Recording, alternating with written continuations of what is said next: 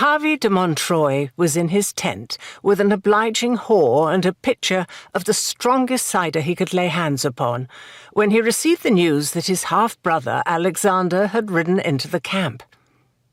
It had been raining since dawn, a damp grey mizzle that concealed the tourney field in the mist, and chilled the grumbling knights through their cloaks and quilted gambesons to the bone. It was springtide in the world at large, but these Breton borderlands seemed to be suspended in a time of their own.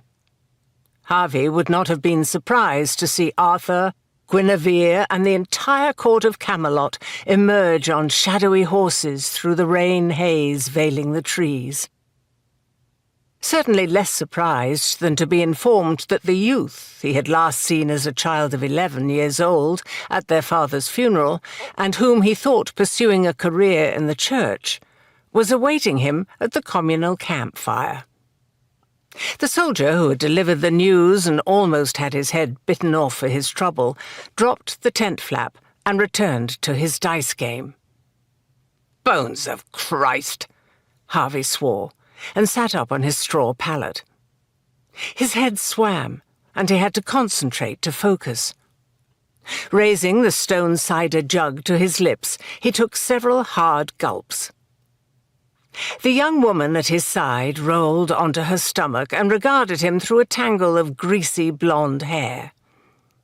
Hervi wiped his mouth on his wrist and gave her the jug. "You have to go?" She looked at him over the rim. Elise was one of the many draggle-tailed women who followed the knights and soldiers from tourney to tourney, war to war, washing, cooking, pleasuring, and tending. Some became wives, others belonged to any man with the money to pay for their services. Elise was one of the latter, but ambitious to change her status, and Hervi frequently took advantage of her striving. No more striving today, however. "Unfortunately, sweetheart, I do," he replied, with a mingling of regret and irritation.